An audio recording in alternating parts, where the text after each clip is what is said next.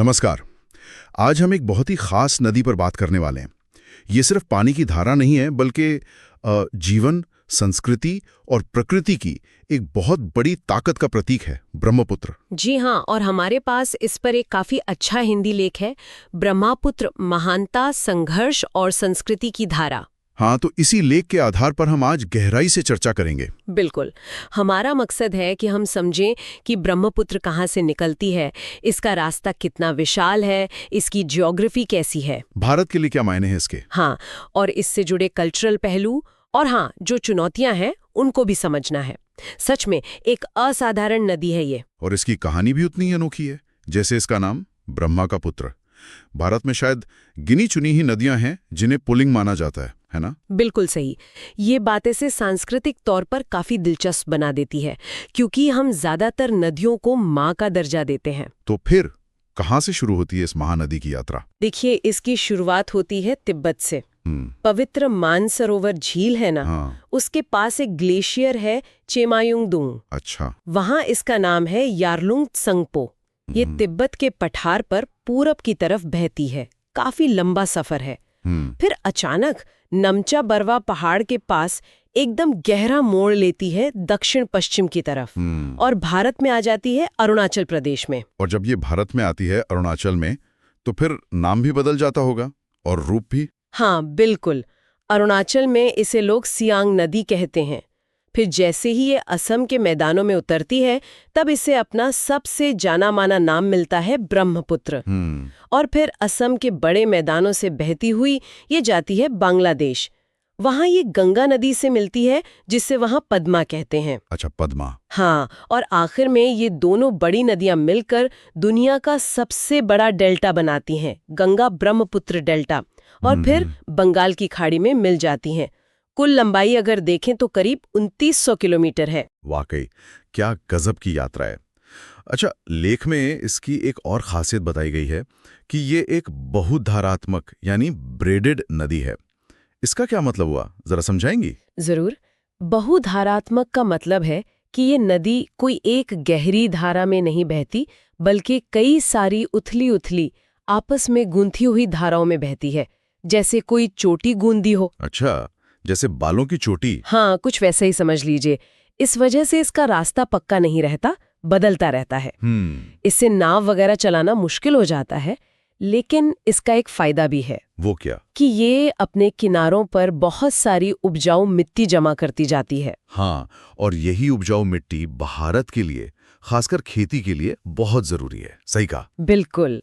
असम की जो ब्रह्मपुत्र घाटी है, वो धान की खेती के लिए और दुनिया भर में मशहूर असम चाय के बागानों के लिए इसी नदी पर निर्भर है। ये वहाँ की जीवन रेखा है। और सिर्फ खेती नहीं, पर्यावरण के लिहाज से भी ये बहुत अहम है। जैसे काजीरंगा नेशनल पार्क है ना, जहाँ एक सींग वाला गैंडा मिलता है। हाँ, काजीरंगा। उसको ये नदी ही पोषित करती है। और हाँ, बिजली बनाने की भी काफी क्षमता है इसमें। अरुणाचल और असम में कई हाइड्रो इलेक्ट्रिक प्रोजेक्ट्स भी चल रहे हैं या प्लान हो रहे हैं। और सांस्कृतिक रूप से, जैसा हमने शुरू में बात की, इसका नाम ब्रह्मा का पुत्र इसे एक खास पहचान देता है। ये पूरे नॉर्थ ईस्ट के संस्कृतियों, कहानियों और धार्मिक मान्यताओं में रची बसी है। ये बात तो है। पर देखिए, इतनी बड़ी और ताकतवर नदी होने का एक दूसरा पहलू भी है। चुनौतियां? हाँ, बाढ़ की समस्या तो सुनते ही रहते हैं। बिल्कुल। हर साल मानसून में ब्रह्मपुत्र में भयानक बाढ़ आती है। असम और बांग्लादेश में तो बहुत तबाही मचती है, जान माल का नुकसान होता है, लाखों लोग बेघर हो जाते हैं। लेख में कुछ जियोपॉलिटिकल टेंशन्स का भी जिक्र है। चीन जो बांध बना रहा है तिब्बत में, उसको लेकर। हाँ, ये एक थोड़ा सेंसिटिव मुद्दा है। लेख में बताया गया है कि तिब्बत में, मतलब यारलुंग त्संगपो पर, चीन जो बड़े बड़े बांध बना रहा है, उसको लेकर भारत और बांग्लादेश जैसे नीचे वाले देशों में चिंता जताई गई है। किस तरह की चिंताएं? चिंता ये है कि कहीं पानी का बहाव कम ना हो जाए, जो गाद बहकर आती है उसमें कोई बदलाव ना आ जाए, और नदी का जो पूरा इकोसिस्टम है उस पर असर ना पड़े। हाँ, ये जरूर साफ कर दें कि हम सिर्फ लेख में दी गई जानकारी बता रहे हैं, किसी का पक्ष नहीं ले रहे। सही बात है। और इसके अलावा एक और बड़ी चुनौती है क्लाइमेट चेंज।